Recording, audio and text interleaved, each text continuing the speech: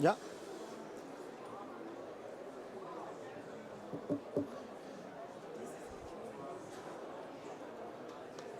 Okay, perfect.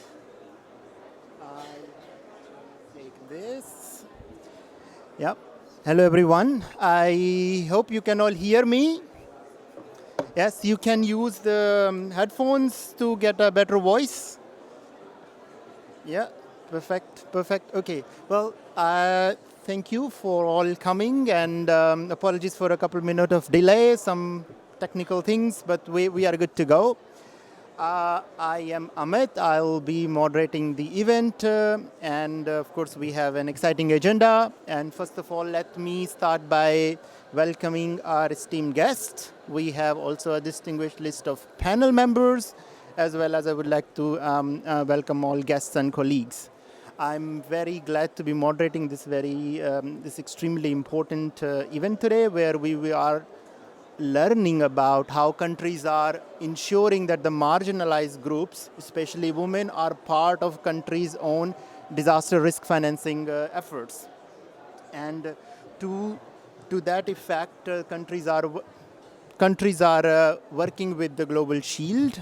Many of you already know, but very briefly, Global Shield Against the Climate Risk is a joint G7 V20 initiative, which is currently working with 17 partner countries in introducing and leveraging pre-arranged financial solutions as a tool for closing the financial protection gap while also addressing and minimizing loss and damage. Um, then we will be hearing from a different perspective, 5, 6 unique perspectives of how inclusivity is being factored into countries' own work through Global Shield. So without a further ado, let me get started, and I would like to welcome Mr. Sebastian Lesch here. So Sebastian is head of the Climate Policy Unit at the Federal Ministry for Economic Cooperation and Development, Germany. Sebastian, please, let's welcome Sebastian for a short opening remark. Over to you, Sebastian.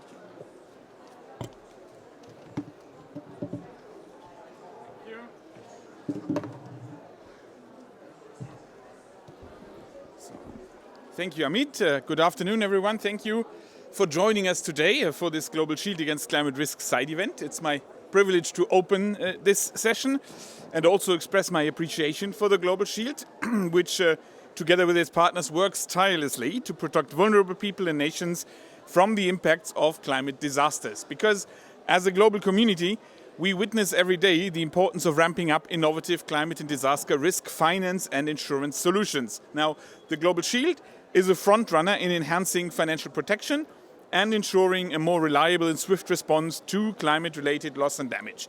And I'm happy that today we have the opportunity, as you were saying, to learn more about that particular work. The event today has a special focus, the Global Shield's gender and social inclusion approach that has been developed with the support of the Center of Excellence on Gender Smart Solutions. This initiative reflects a deep commitment to protecting the most vulnerable, particularly women, marginalized groups who are often hit hardest by climate disasters and who face additional barriers in accessing resources for recovery. So a gender-responsive approach is vital to the work of the Global Shield because it helps ensure that disaster responses are inclusive and are equitable. I'm very pleased to acknowledge the support of Global Affairs Canada in this dimension and the essential insights that the Global Shield Secretariat will share with us today on the Center of Excellence on Gender Smart Solutions.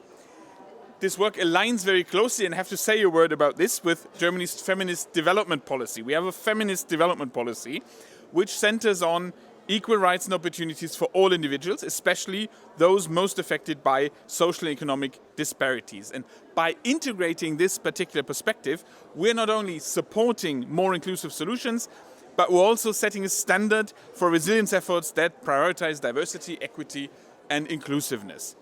And equally, the involvement of civil society organizations like the START Network and the Multi-Actor Partnership, MAPs, have played a critical role in ensuring that civil society organizations have a seat at the table in climate resilience efforts. Civil society organizations are at the front line when it's about responding and advocating in communities around the world. They possess local insights we don't possess in international organizations. They understand cultural context. They hold a deep knowledge of the immediate needs and priorities of vulnerable populations. And by ensuring that their voices are heard, we are building up the resilience that is not only stronger, but that is also directly relevant to the needs on the ground of the most vulnerable people. And as you know, at the heart of the Global Shield, there is a commitment to inclusivity, to responsiveness to those most affected by climate impacts. And I suppose it is fair to say that the Global Shield's cooperation with the START network and MEPs are key to making this commitment a reality. Finally, I want to warmly welcome our colleagues from the Gambia and from Fiji, whose country representatives will be sharing their experiences working through the in-country process. This process empowers countries to define and then address their unique climate financing needs, guided by local voices, by local perspectives from the ground, as was said before. In this session today, we will explore how the Global Shield is transforming climate resilience through an inclusive, country-led approach that amplifies the voices of vulnerable communities and that integrates gender-smart solutions. And by doing that, we aim to set a global standard for resilience that not only protects but empowers nations and communities to lead their own disaster risk finance agendas effectively and equitably. Thank you very much.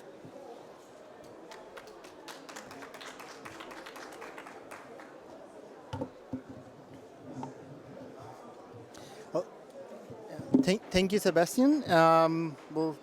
Sebastian talked about heart of the Global Shield is into inclusiveness, but we also heard some big names, Center of Excellence on Gender Smart Solutions. So let's unpack, let's just learn a little bit more about this. And for this, I'll be inviting Mr. Andrew Hurst. He is the Executive Director of Climate Finance Division at the Global Affairs Canada. And Andrew will introduce a little bit about Canada's work, with the focus on the Center of Excellence.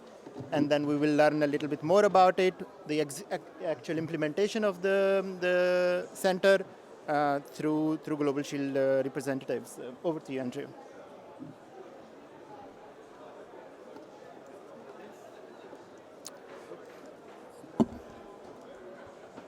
Are we good? Thank you, Amit. I might just keep these on so I can make sure I can hear myself. Thank you for the Global Shield Secretariat for inviting me to make a few words at this important event. It's my pleasure to give a few remarks to speak to why Canada sees the work of the Global Shield, and in particular the work of the Centre of Excellence as so important. Like Germany, Canada has a feminist international assistance policy, which puts at its heart the importance of supporting women and other marginalized groups, and as a critical component of delivering and supporting sustainable development and inclusive and sustainable climate action. Now, why is it that we see the importance of, and the Global Shield sees the importance of gender-inclusive approaches to disaster risk financing? First of all, the evidence is very clear that gender-responsive approaches are essential in building climate resilience. We know, according to the World Bank, that women in climate-vulnerable regions are disproportionately impacted by climate-related disasters. They face higher risks, they have longer recovery times, and suffer greater income losses as a result of climate-related events. We know, for example, that women are 14 times more likely to die in a disaster.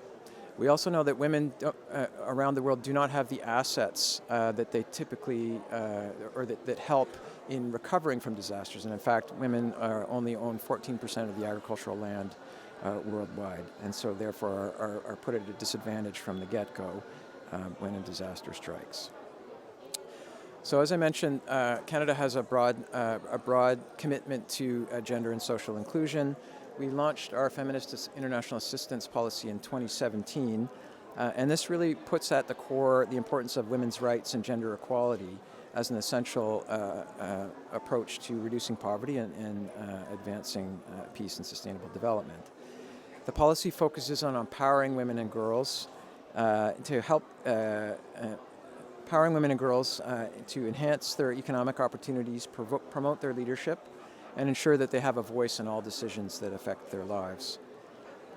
We, across all of our international assistance, invest in initiatives that seek to be transformational and look to help communities around the world, including women and girls in those communities, but also other marginalized communities and groups, to address climate change and to adapt to its impacts. And this led us very much to see in the Center of Excellence a real opportunity to ensure that gender and social inclusion was built into and was helping to inform disaster risk financing. And we're very proud to collaborate with GIZ in the establishment of the Center of Excellence. And it was created to lead research on how climate hazards impact men and women differently. This seems obvious, but it's always as ever useful to have data and evidence to show how in fact this is the case. The Center's developed a number of targeted strategies for reaching women and marginalized groups, and actively involves these groups in shaping the solutions that affect them. And by integrating gender considerations into the fabric of the institutions and initiatives that Center of Excellence works with, it ensures that climate and disaster risk financing is accessible and will benefit both women and men in ways that make sense for their unique vulnerabilities.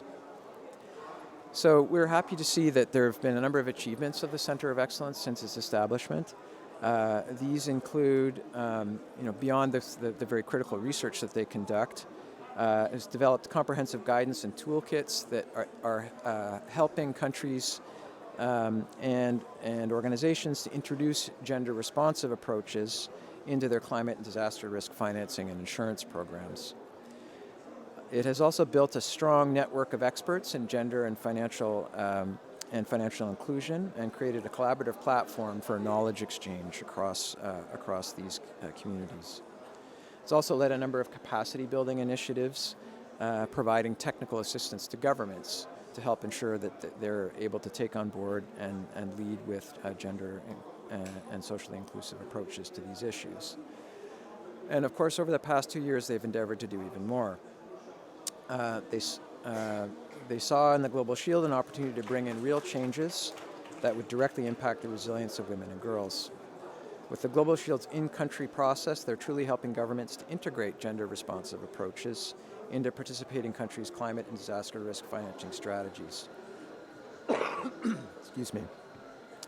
So by addressing gender barriers, we hope, and we're seeing how they're building community resilience to climate change impacts and increasing the empowerment of women and girls in the process.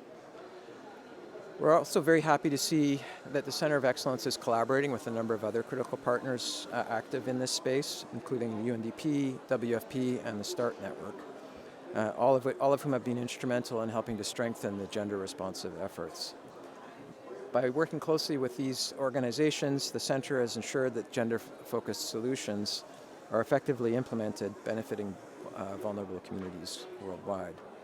And these partnerships really allow us to share expertise and align strategies to maximize the impact of gender-smart disaster risk financing and resilience building. So as we all continue to collectively work towards equitable climate solutions, we're very proud to continue our contribution in support of the Center of Excellence.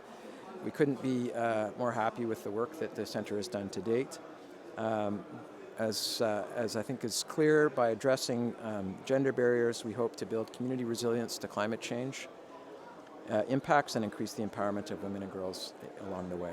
So with that, I will pass it over to Astrid, who's going to take us to the next step. Thank you.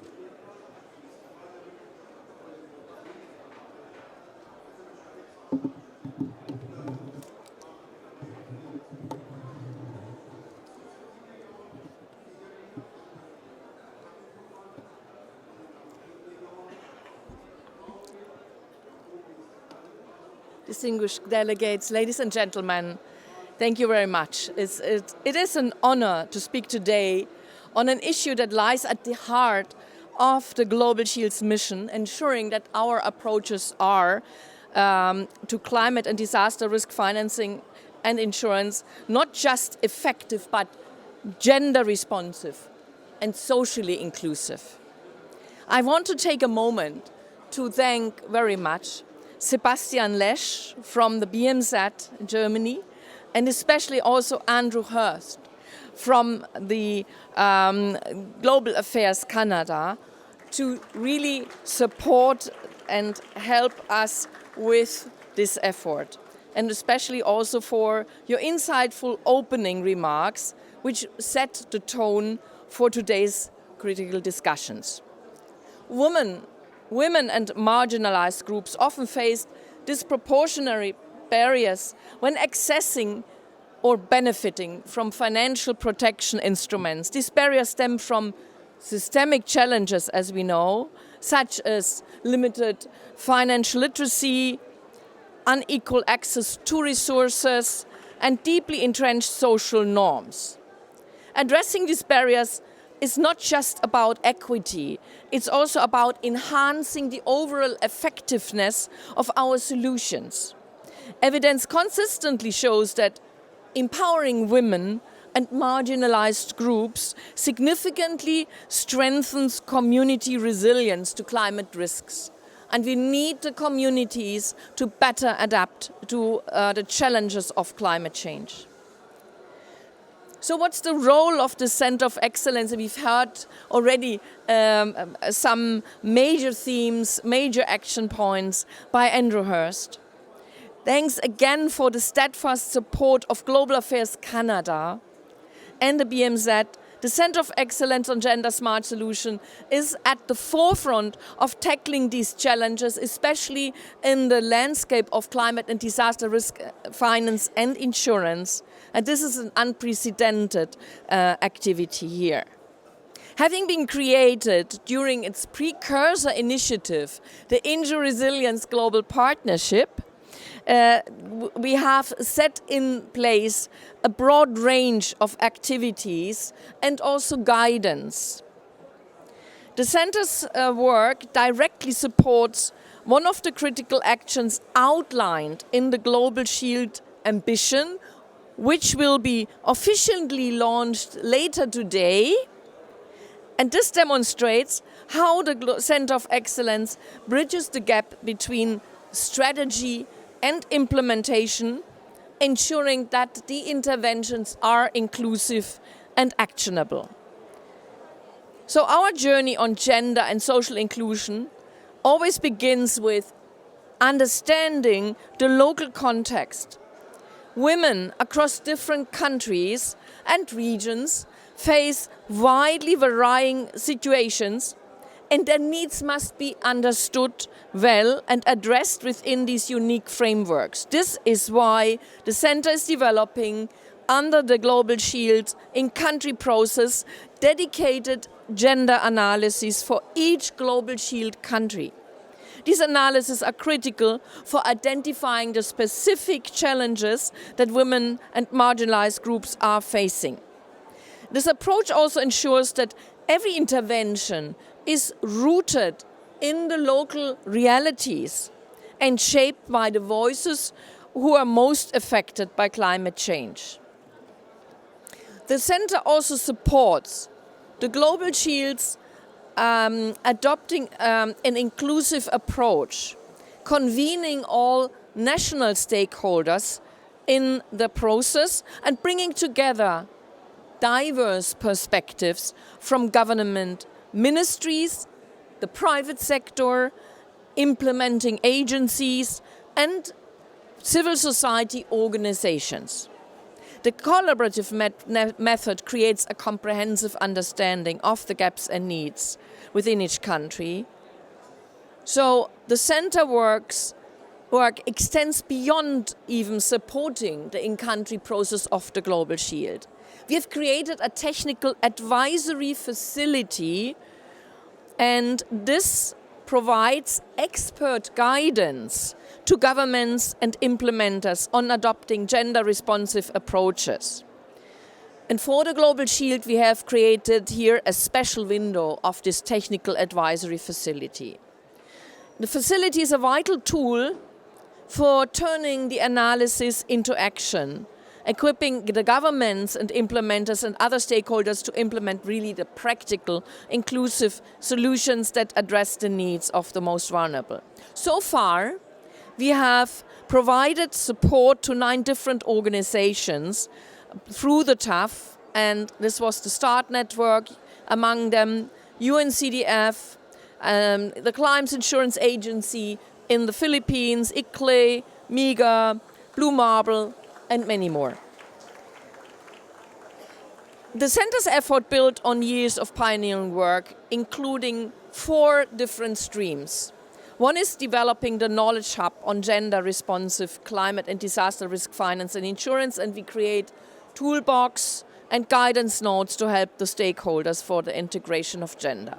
Secondly, support of gender-smart policies. We offer a scholarship with Women's World Banking and A2I, Access for Insurance, Inclusive Insurance for Women's Leaders in insurance regulation, and we accompany the women leaders even within their projects and helping to implement their projects.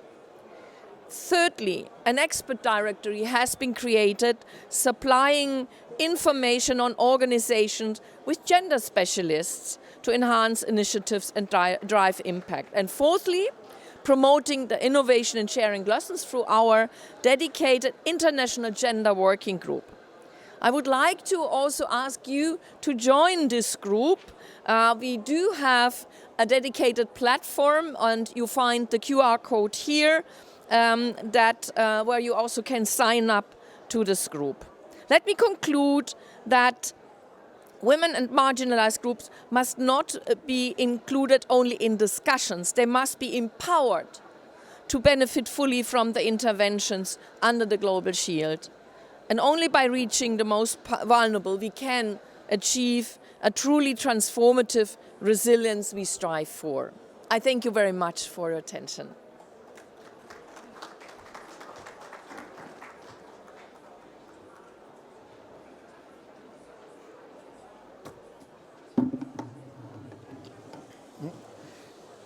Thank you, Andrew. Thank you, Astrid, for giving a little bit more insights into Global Shield's work in terms of gender mainstreaming, especially a little bit more insights on different pillars of the Center of Excellence. And we heard about the TAF, Technical Advisory Facility, and how that works with the community, with the country-based stakeholders, especially in terms of not just into the policy processes, but also working with the civil society. And I think with that, I would like to then invite Lucy. She's the Director of Networks and Funds at the START Network.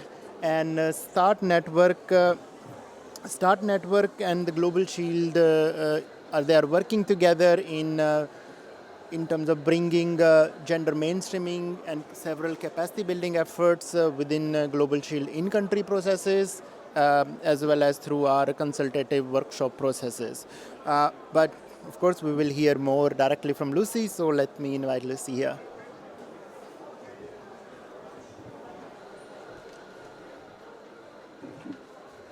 Thank you.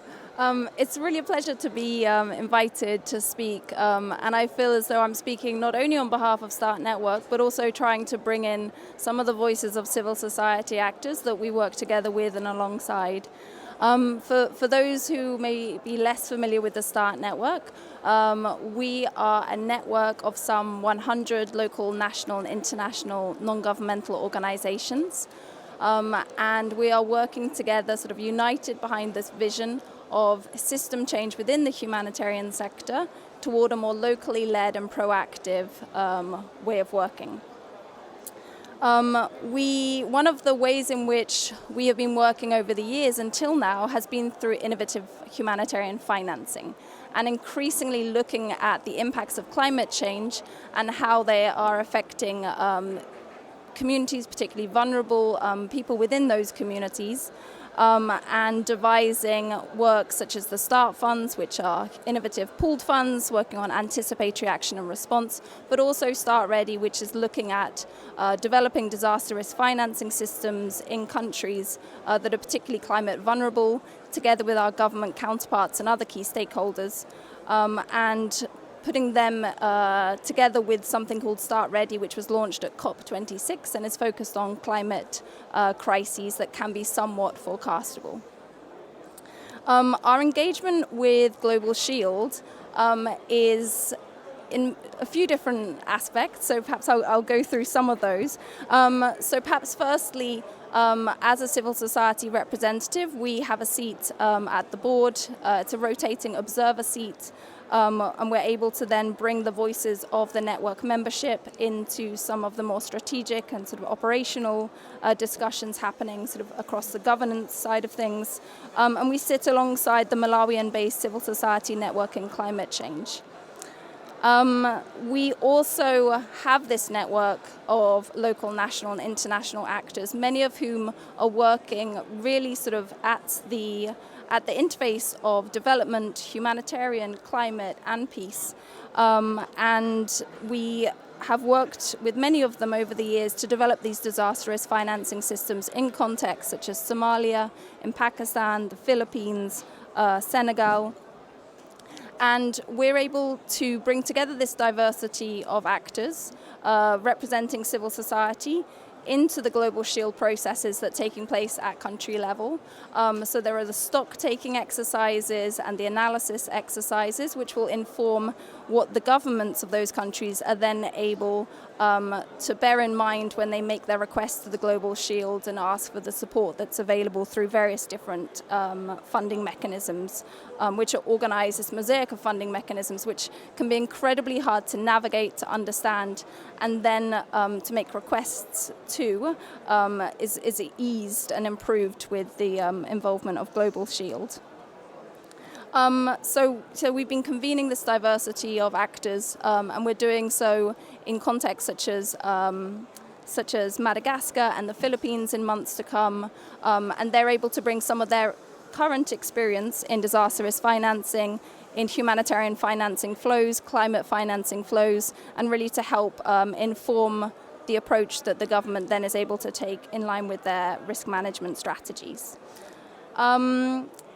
I think one of the asks that we are able to represent from civil society is that while they have a lot to contribute, and they will receive, further, information and understanding of disaster risk management, but also wider climate financing, it is important that they also understand what the offer is that's being made through these solutions. So whether civil society actors are able to access financing is one question, but also, and perhaps as important, is the role of civil society in terms of ensuring accountability to people that are most affected by climate change. So it's really imperative that while financing can flow through government, but also through civil society, that the civil society actors in those countries are able to hold people to account and ensure that the systems are working as they should and are really reaching the most vulnerable populations who they are often closest in contact with. So that transparency, that accountability at country level is really critical and really key and is necessary to bear in mind throughout. It's been mentioned about the Centre of Excellence and the work on gender. And I mentioned before that Start Network has been working in the development of disaster risk financing systems for many years now.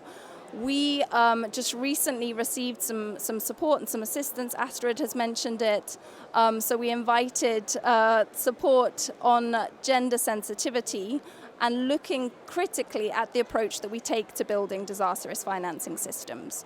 And it was very helpful for us, even though we have a lot of capacity, a lot of expertise, we felt that was perhaps a blind spot in terms of how our systems were being developed. And having that technical support has really helped us to improve the approach that we take as we look to make sure that the development of systems is improved upon. We learn from our experiences to date, and we ensure that it is possible for more countries to develop those systems that are fit for purpose and bring in the perspectives of the most vulnerable, including different genders and intersectionality throughout the entirety of the process. I think it would be remiss of me not to say that while Global Shield has offered us a great many things until now, we're very much looking forward to the window that is soon to be announced, soon to be opened perhaps, it's better to say, that will provide opportunity for people to access, for governments and stakeholders to access premiums, subsidies for premiums. While there's funding available for the development of systems, it's really imperative that the premium costs also be provided for. We have a lot of experience, positive experience of working with ARC Replica. We see governments purchasing insurance as one means by which they can develop their risk management systems. The purchasing of premiums is one way in which we can be incentivizing governments to invest in those sorts of solutions. Nonetheless, we are at COP29, and it's important that while we look at insurance as one solution, and Global Shield is certainly supporting us in bringing things together and helping us to access these types of funding, it nonetheless is really critically important that the governments that support Global Shield also bear in mind the imperative that we resource the Loss and Damage Fund under the UNFCCC. Thank you so much for inviting us. We appreciate being here and we appreciate supporting the efforts of the Global Shield. Thank you.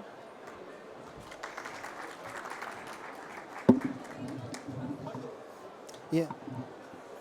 Thank you, Lucy. Thank you so much. I'm also aware of the time, and so without further ado, let me invite some of the distinguished panel members, where we will actually have the chance to directly hear from country representatives. And one of our panel member has been very kind in stepping in, but he also has to attend delegation meetings. So I would be requesting his short contribution, and he might have to then go for an engagement. Just wanted to know, but let me welcome all of them one by one. Mr. Babukar Zedzalo, he is the Deputy Permanent Secretary at the Ministry of Environment, in Climate Change and Natural Resources of the Gambia. We welcome you. Please have a seat. Then I would like to invite Mr. Shiri Gundar, who is Permanent Secretary for Finance in Fiji. I would also like to invite Ms. Felena Andrianiavo. She is representing CARE Madagascar as one of the strong civil society partners. Then I would like to lastly invite Mr. Mrityunjoy Das, Joy for short, who is representing the work of CARE and civil society in Bangladesh. So I will be your panel moderator, but we will start with Mr. Babukar shortly.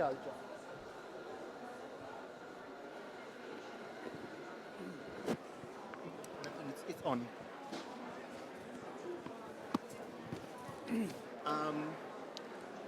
So I know we have some urgency, so let's ask Babukar about Gambia. So it's important to know that Gambia is one of Global Shield's partner countries, and in fact, Gambia has already made a significant stride when it comes to disaster risk financing.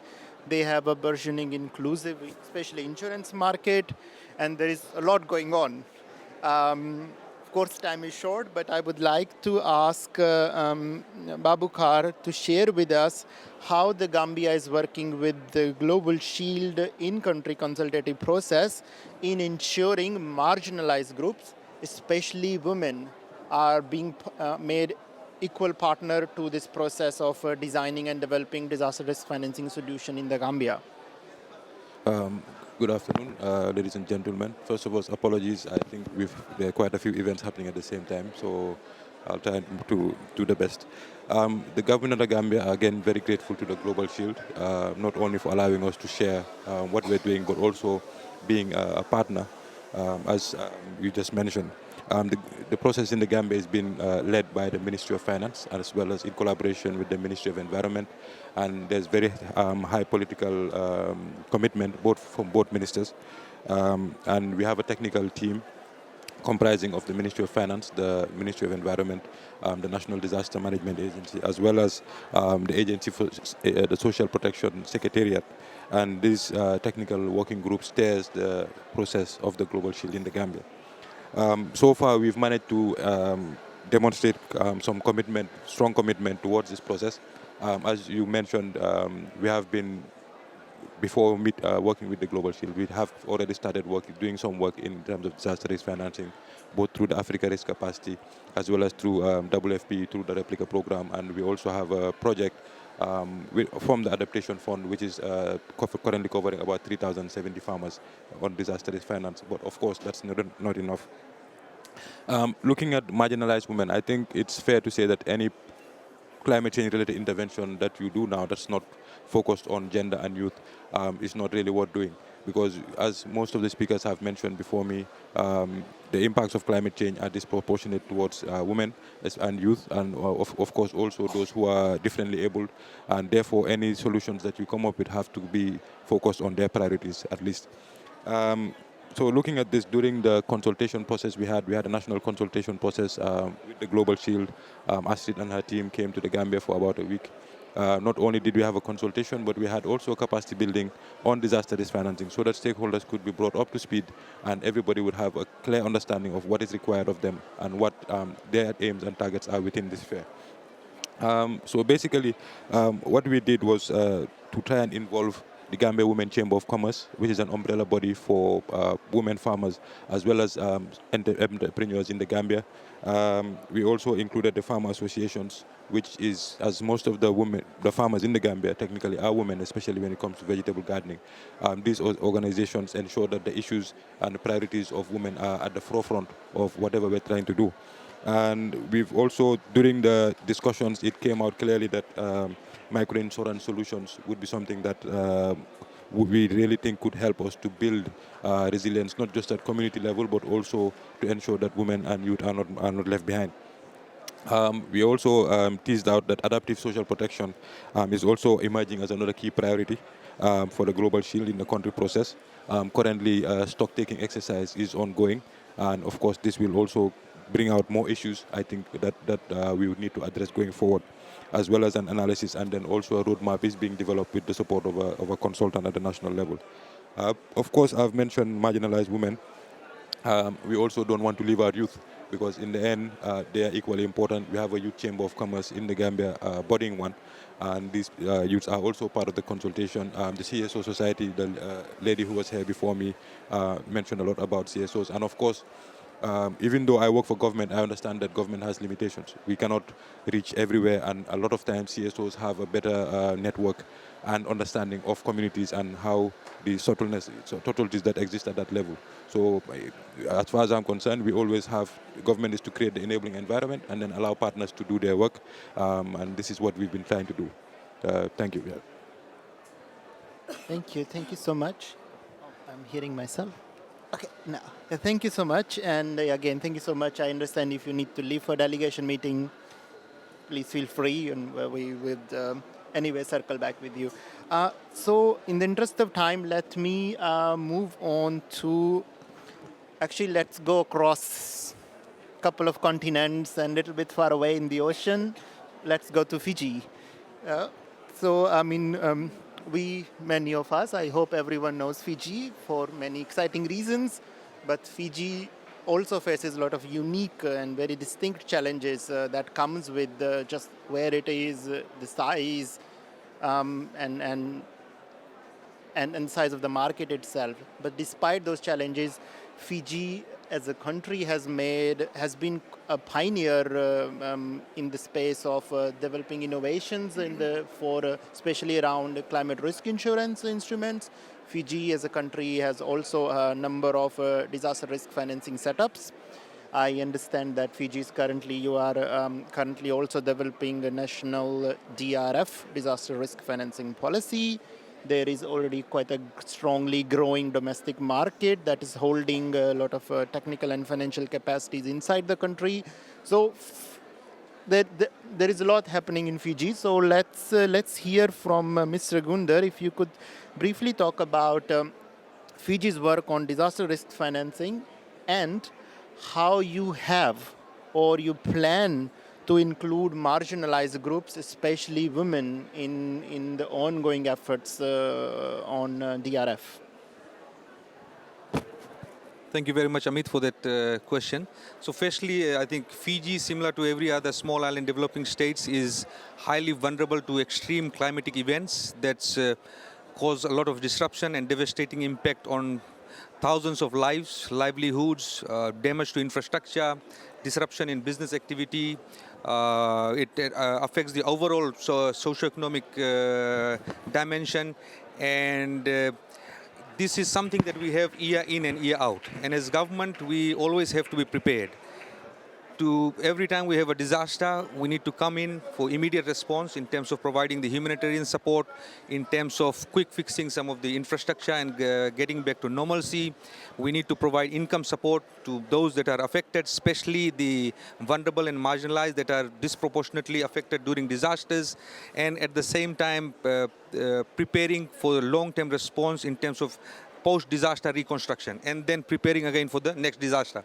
Because year in, year out, we are either faced with a major flood event or a cyclone. So disaster risk financing is very critical in terms of addressing and making sure that we have an effective response post-disasters. And as you said, we have adopted a number of innovative financial solutions as part of our disaster risk financing toolkit, one being insurance solutions. So Fiji has been one of the few countries in the Pacific region that has taken first sovereign parametric insurance. So this is the second year that we have taken a sovereign parametric insurance. This is a cover for both rainfall and for cyclone. At the same time, with the local insurance partners, we have developed a micro-parametric insurance, which is basically a small cover for individuals that government is supporting, largely targeting those in the vulnerable space, our women, our youth, disabled, and those living in the coastal communities that is highly vulnerable to disasters and exposed to the climatic risk. Secondly, we have large sovereign facility, one which is a pre-negotiated, pre-arranged standby disaster loan facility with the government of Japan through JICA, which is again a pre-arranged facility in terms of financing. So tomorrow, if we have a cyclone and a state of emergency is declared, we will get that funding within 24 to 48 hours. We also, in the last few years, have taken up 2 CAT-DDO, this is catastrophic drawdown options with the World Bank financing. So every time we take a World Bank loan, we get this additional option of disaster financing. So again, if tomorrow we have a cyclone, this works more like insurance scheme. So we put aside, say, $10 million, get a payout of $20 million. Then we have other contingencies and all.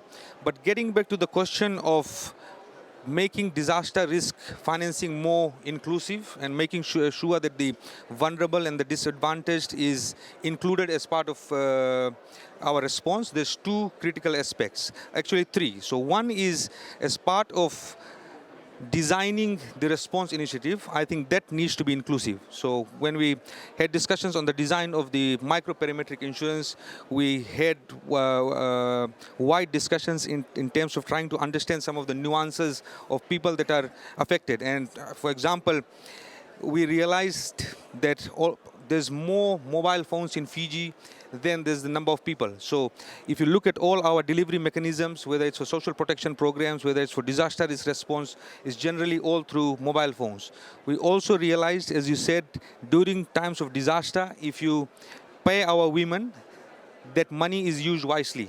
So, for example, we have sponsored around 2,000 social protection, women under social protection, and there's additional that we're looking at. We're looking at scaling the micro insurance product, which is largely targeted towards women. When the women groups or the female heads get financing post-disaster, it goes to help in basic socio economic challenges, and which has far-reaching greater impact. And those that understand about the Pacific culture, generally if you target male the segment, it might get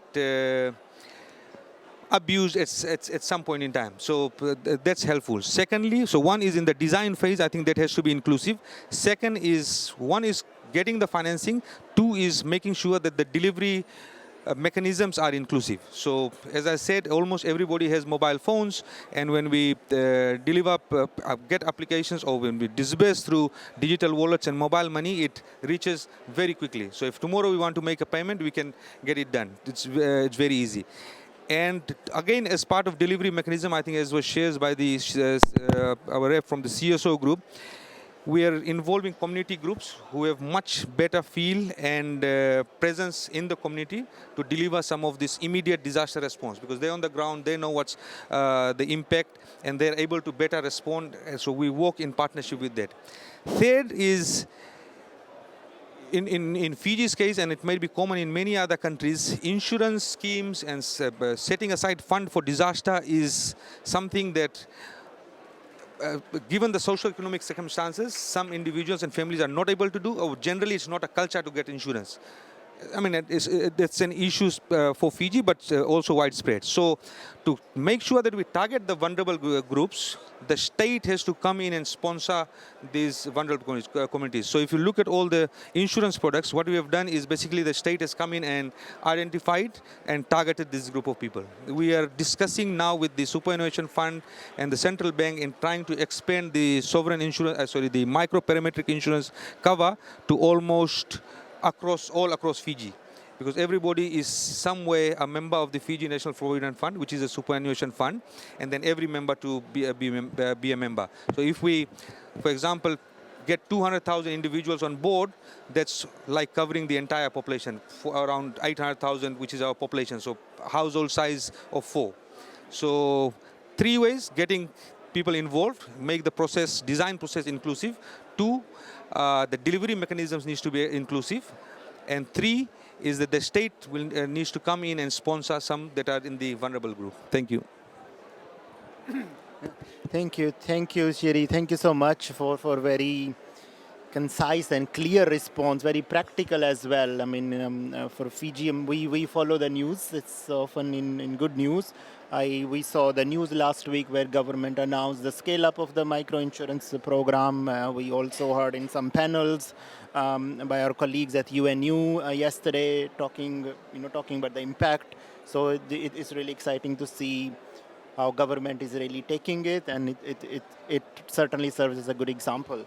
Now, we heard from 2 government representatives, similar but unique type of approaches. Now, it's also important that we are talking about inclusivity. It's very important to hear from the civil society, right?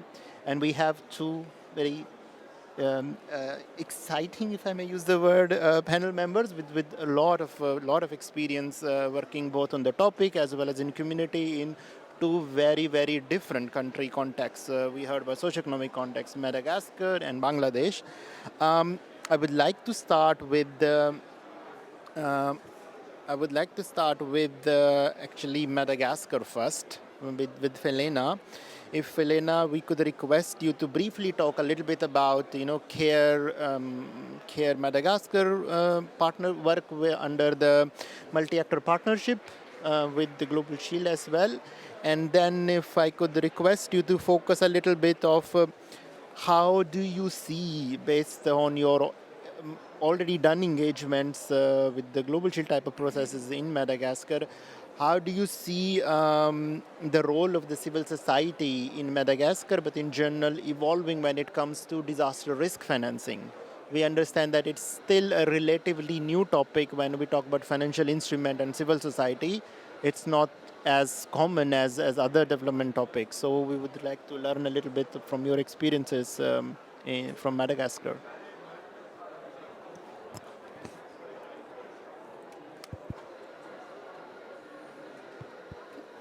Thank you, Amit, for this question and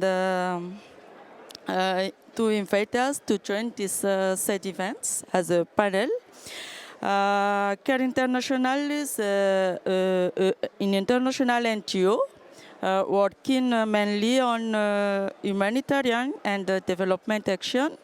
And we have so many experiences on gender approaches and gender tools, mainly in the field, in order to empower the women and vulnerable communities in the field.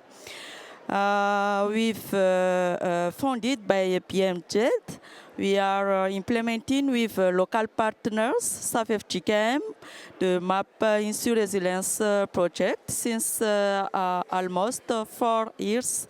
We are actually at phase 2, but during the phase 1, as MAP Insur Resilience project is a project which promotes mainly the CDRFI solutions. And these items is still new for all the stakeholders in Madagascar. And during this phase 1, our activities mainly raise awareness for this CDRFI approach, that we should do an anticipatory actions, and we conduct so many capacity building for every partners. And actually, during this second phase, our main activities is working with MAP, multi-actor partnership platforms, and which involves various players and stakeholders from different sectors, from government, from public sector, civil society organization, and academies also. And all of stakeholder member of this MAP platform is operating in the DRR and climate change sectors. And regarding the second question, what is the main role of civil society organization with this Global Shield in-country process? We can mentioned that civil society organizations should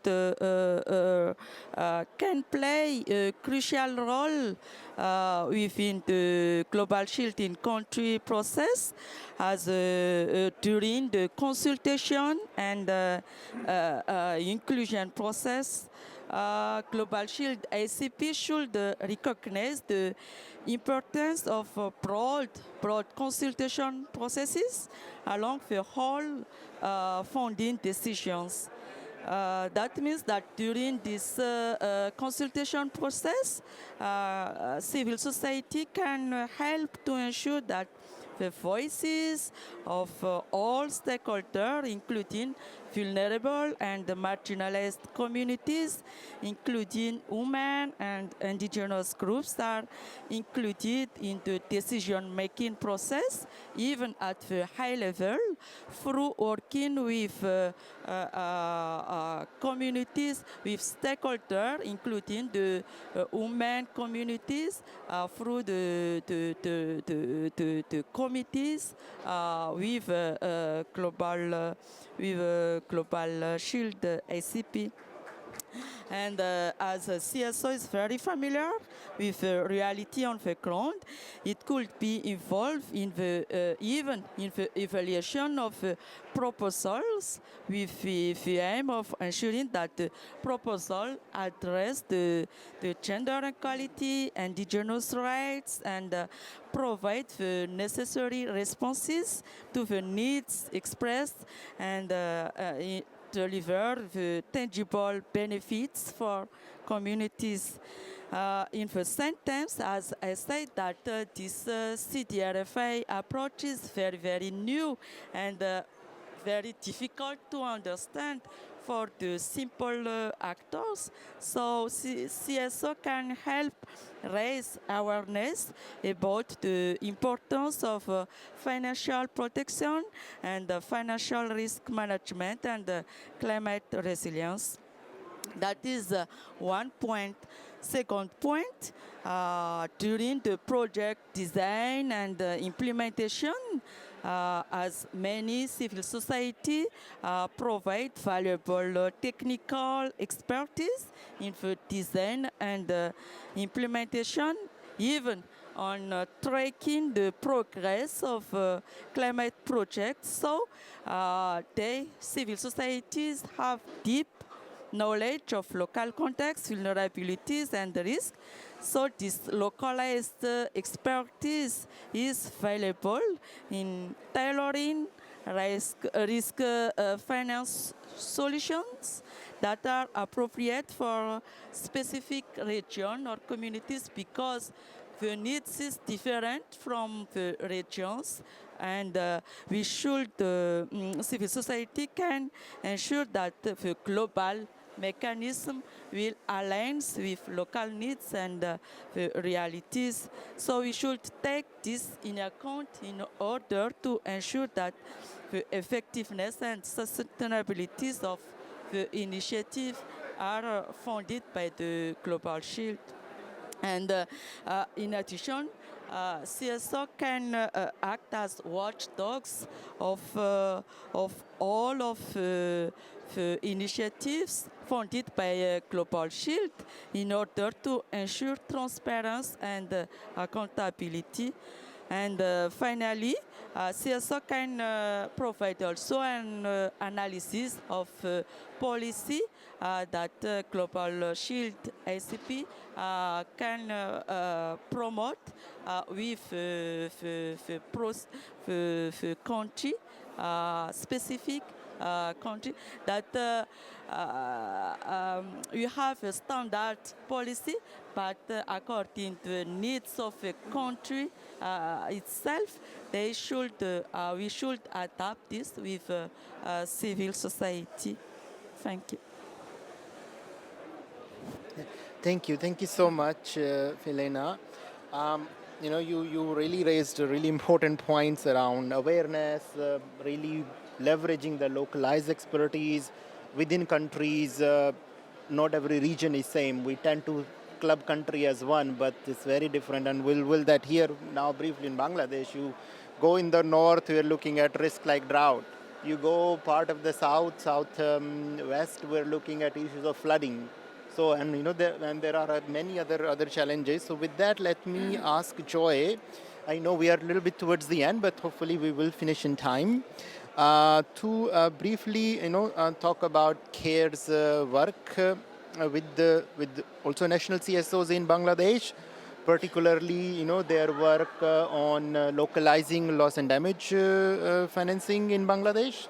And I would also like to then ask Joy to give us, some to share with us how you see initiatives such as the Global Shield enabling CSOs to participate in disaster risk financing solutions, as well as in ensuring that loss and damage financing is indeed very, very localized. So, yeah, over to you. Thanks, Amit. Can you hear me? So, yeah. So, CARE has been working in Bangladesh since 1949, even before we got our independence from Pakistan, 1971. We have just celebrated our 75 years. So from our experience, we have learned one thing, that risk is a dynamic process, right? It's pretty non-probabilistic. And that is why, in terms of addressing risks, we need to be dynamic. And that is where disaster risk financing comes in. And when you talk about risk financing mechanism, it has to be multifaceted approach. You cannot talk about one single solution. There is no single, silver bullet, right? So coming from our perspective, since we have been doing this development work in Bangladesh for last 75 years, and we have been part of this multi-actor platform CDRFI process since last year, we have entered the process into its second year. a second phase. We are not part of the first phase, but of course, we are good at learning in Bangladesh as a resilient country, and we are catching up.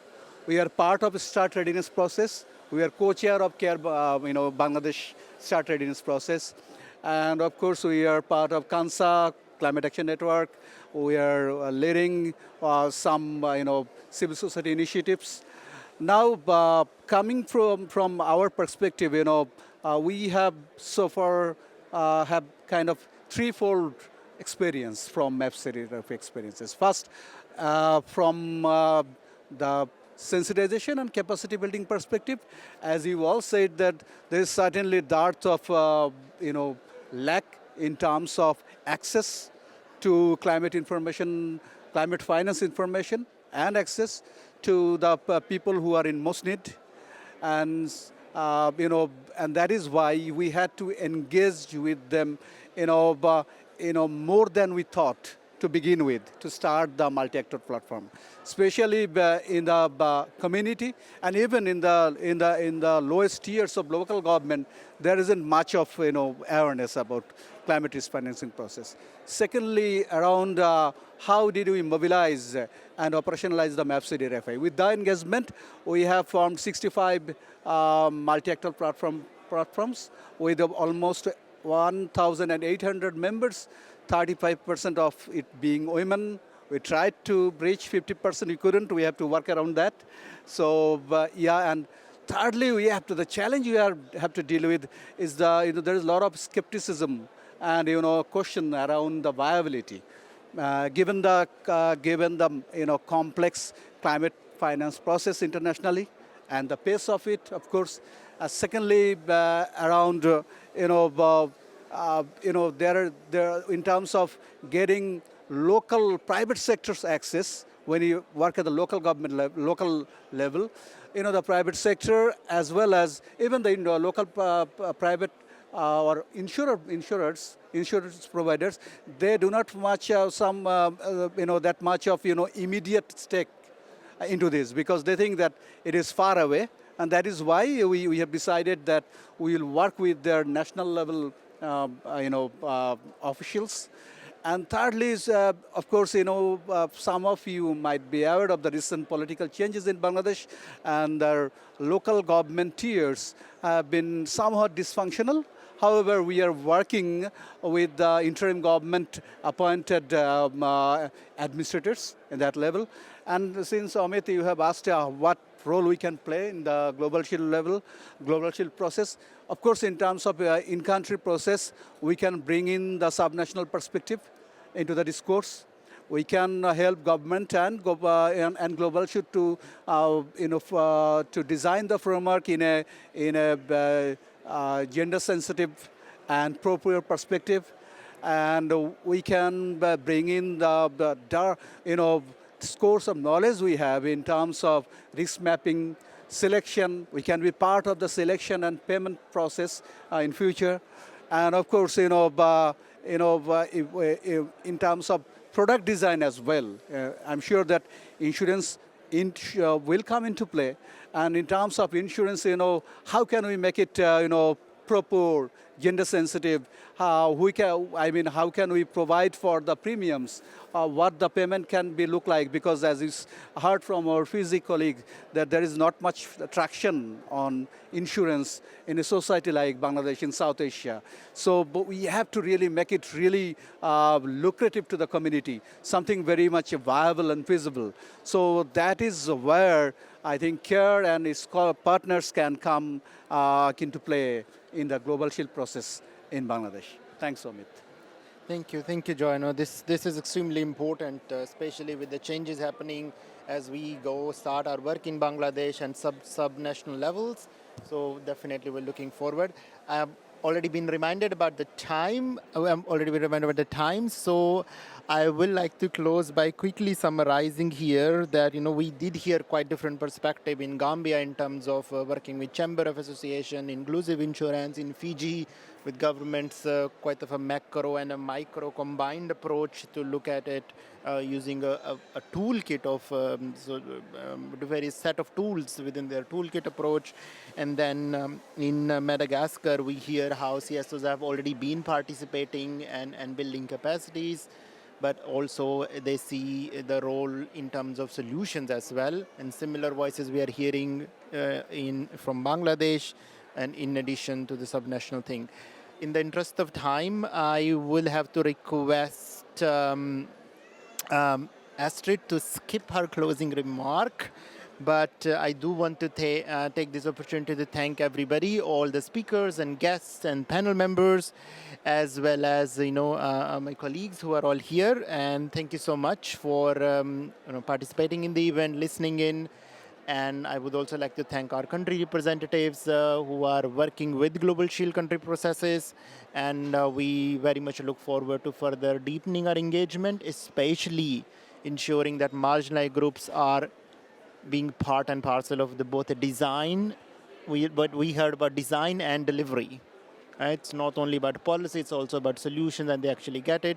So with the thank you everybody, and I wish you a pleasant day ahead. Thank you.